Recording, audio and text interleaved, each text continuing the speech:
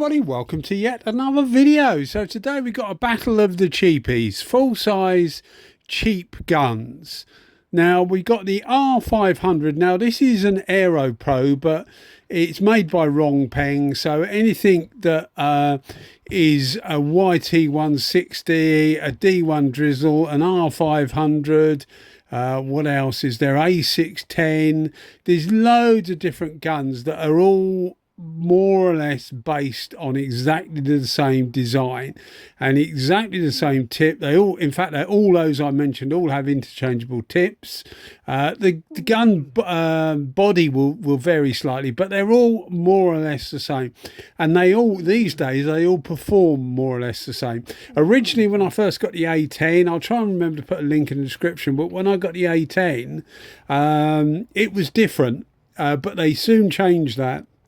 Why, I'm not sure, because it would have been good to actually have a gun that was you know, this style and cheap, but a bit different in that the pattern was smaller and wetter, which actually speeds things up, particularly for ClearCoat and things like that. So there is definitely applications where you want a smaller fan.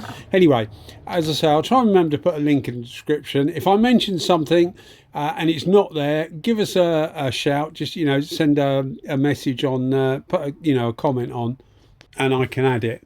So we're putting that up against the Porphis, the PHS135. So this is the cheapest of the Porphis guns, and when I first got it, I bought mine about probably 3 years ago now. I bought my first Porphis about 3.5 years ago, so I bought this one about 3 years ago, maybe slightly less. I bought it originally as a primer gun, which is effectively what it's supposed to be. They make it a 1.8 tip set for it, and they also make a 1.3 tip set. It's obviously the, well, I say obviously, but it is the 1.3 tip set that we've got in it today because you're using it for ClearCoat. So being entry level, you wouldn't expect the build quality to be as good as the, you know, the PRD series of Porphis guns, and you'd be exactly right. It's actually been very reliable. I've used mine a reasonable bit. I've lent it out to 3 different people who have used it for primer, and they've also tried it for base coat, ClearCoat, etc. Nobody's had any problems with it, and likewise I haven't. So for the money, I think it actually gives good value in that it will last reasonably well.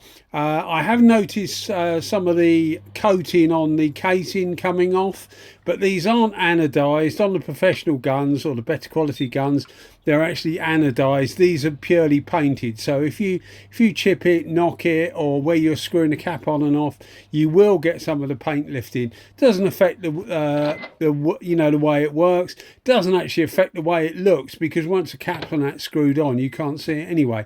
But it is noticeable in that it doesn't happen with the better quality Porphis guns, or any better quality gun really, to be honest.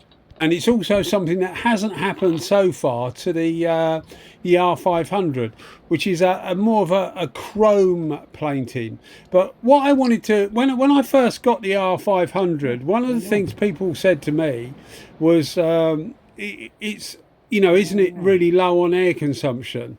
And I didn't notice, to be fair. I mean, I'm not struggling for air anyway. Although, you know, some of this commentary may sound like I am struggling for air. I really am not struggling for air. So air supply in my little workshop is not a problem. But I didn't notice it using, you know, really low amounts of air. So that set me onto a task of comparing it to different spray guns, etc. Because when I bought it, I looked at the ad. It was on AliExpress, I bought it. And I looked on the ad and it said it was somewhere about 4.5 CFM. Right. I mean, it's just a lie, effectively. Well, it's a lie or a mistake, whichever way you want to look at it, but it is not correct. It's about 8 CFM. But one of my arguments with the R500, and I know some people will say the R500 you can get great finishes at 1.8 bar, you know, 26 PSI. I haven't found that. I think you need about 2.5 bars, so about 35 PSI, something like that, to get an acceptable finish from the R500. and when I say acceptable, I'm talking about, you know, comparing it to better quality spray guns. Because at the end of the day, if you're buying a cheap spray gun, it's all fair and well. But if you're getting really cheap results, then it's a false economy. What you want is a gun that's super reliable, super cheap, and is as good as the best. You're not going to get it, but you can get somewhere near it. And that's what we're after. That's the idea of trying these cheaper guns. So for those new to the channel, I'll just quickly run through it. I normally do motorcycle stuff, but I've got a couple of panels here that I use for these back-to-back tests, because it's a really good way of showing you the differences. You can judge the speed of the gun because the panel is exactly the same. Everything is exactly the same apart from the gun, which is the best way to do it, really. So on people's minds will be which one is the best. Well, it's not really, for me, it's not really that difficult. They're as good as each other as far as performance goes. But what I wanted to show in this video really was the fact that something like the PHS135 can actually do as good a job for similar money. I think it's actually a little bit more expensive. I will mention while I'm at it that we do have a discount code with Porphis.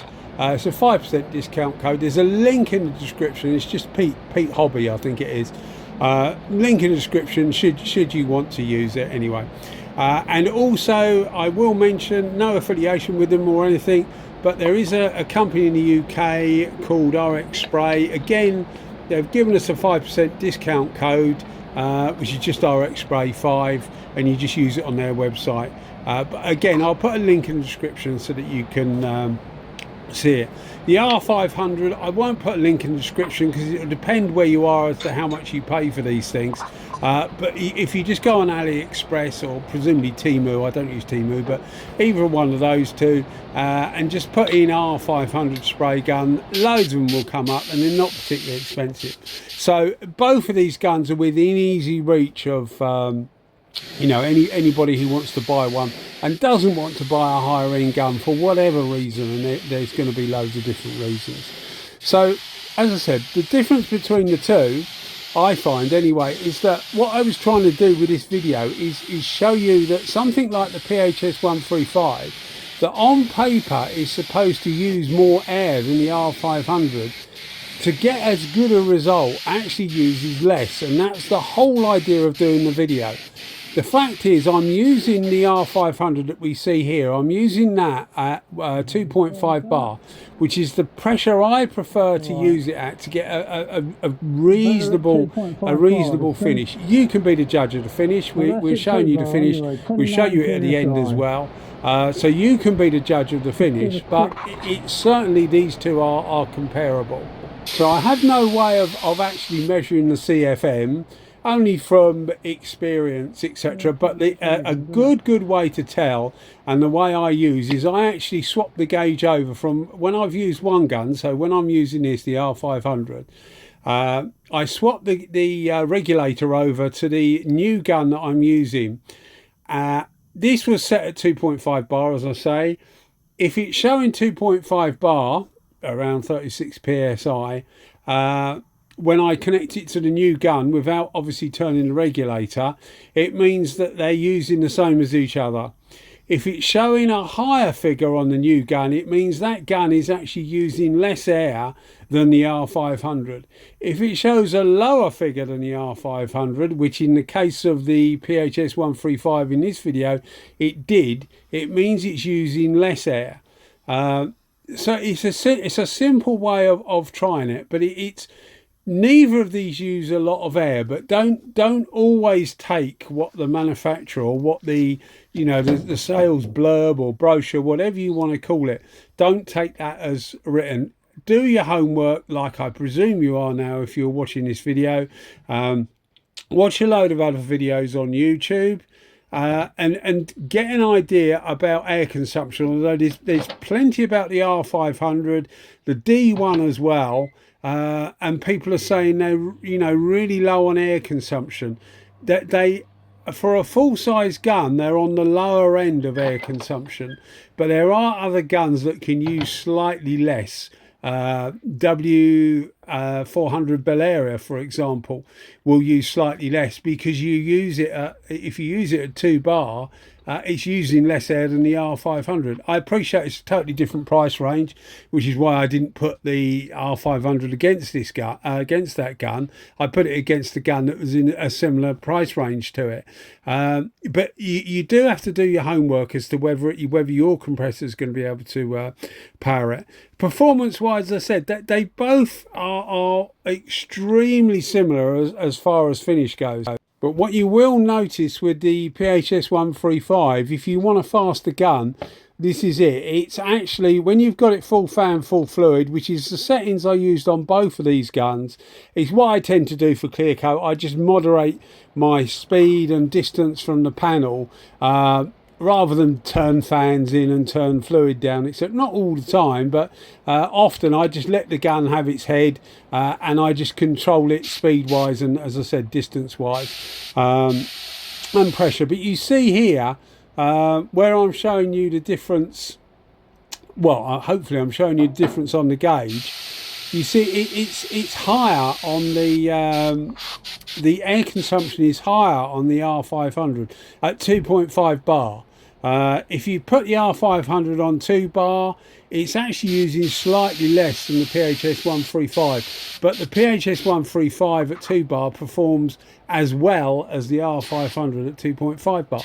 But you'll see here that the pattern, the material output is higher, and the pattern is actually a bit more small. It's more of an O pattern than an I pattern.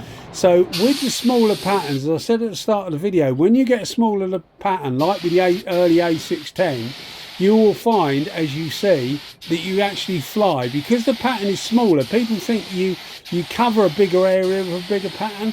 Not the case. Because the pattern is wetter, it means you move across that panel faster, because otherwise you're going to get runs. And that's one thing I'll say about the PHS135. If you're inexperienced, turn the fluid in and practice, and then you will want that extra. But it works really, really well. For a cheap gun, you know, I'd be a fool to say, you know, it outperforms the SATA Jet X or whatever, you know, a PRD815 or whatever gun. But we are looking at this sort of price range. Sometimes people ask me, and I find it a bit strange, but a fair few people ask me it, so it's obviously not that strange. Maybe it's me strange, but people will say, I've been looking at, and it will be, I don't know, an R500 or a DeVille, you know, a genuine DeVille GTI Pro Lite.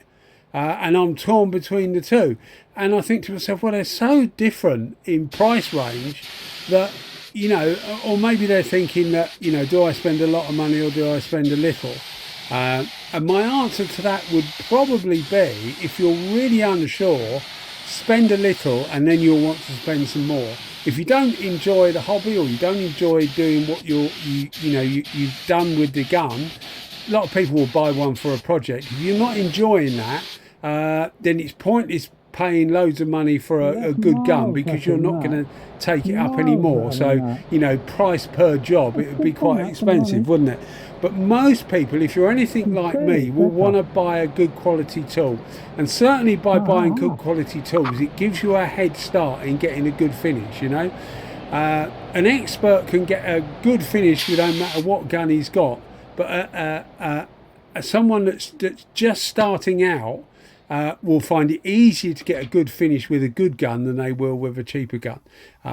It's as simple as that, really, because the delivery is so much better. It just helps you along. And let's face it, anything that can help us along is pretty good. But yeah, you can see that the cap on this is actually really well made. And the gun, as you see, the gun is fine, but if you look behind that cap, you can see where some of the paint has come off, etc. But the finish is superb. Well, no, not superb. It's very, very good. For a cheap gun, it works out really, really well. You can get, as I said before, you can get different size tips for it. The R500 has an advantage in that you can get loads of different size tips. I've only got I think it's 1.9 mine is, because I use it for primer sometimes, and a 1.3. But to be honest, until I get to these comparison videos, I don't use the R500. Whereas I do use the 135, and that's because I use it as like a cheap, quick primer gun. But yeah, you can see the results anyway. The PHS135, I think if anything, it produces a slightly better finish, but you know, it's really hard to tell the difference. But yeah, so if you're looking for a cheap gun, both of these have their merits, but I would choose the Porphis. Well, I did choose the Porphis. Well, I chose both. I bought both of them. But yeah, you can see the pattern is quite different, and hopefully you can see the wetness of the PHS135 pattern. It is a wetter pattern, which gives it the speed. And if you look at the second coat on both of these panels and time it, you will see. I haven't actually timed it, but I know it will be right, in that the PHS135 will be much faster across the panel, and neither of these are slow. When you start looking at the split tip guns, both of these are much faster than the split tip guns. Anyway, here's the outside finish. You can see we got a good finish with both of these. The clear coat was a U-Pol 2080, so it's a cheap clear coat. And I've used all my 2080 up. I bought 10 7.5 litre kits about 2.5 years ago, and they've all gone now. Well, I took one over to Spain actually, but all the rest of them are gone now. And I bought some U-Pol Maximum as like a cheap clear coat, and it's much better than the 2080. So I won't be getting any more 2080, but I will, when I can get a deal on it, get some of the U-Pol Maximum, because that flows out really well. But even with the 2080, both of these done well. The temperature was 15 degrees, so it wasn't cold, but it wasn't warm. Again, you have to be careful when it's warm to when it's cooler, not to put too much material on, because you do induce runs. But yeah, I mean, I was happy with both of them. Both the guns work really well. Anyway, guys, thanks as always for watching the channel, and you keep watching, I'll keep making them. And if you are enjoying the videos, maybe think about giving us a thumbs up, and why not even push that boat out and give us a subscription. Okay, guys, as I say, thanks as always for watching. Cheers, thanks a lot. Bye bye.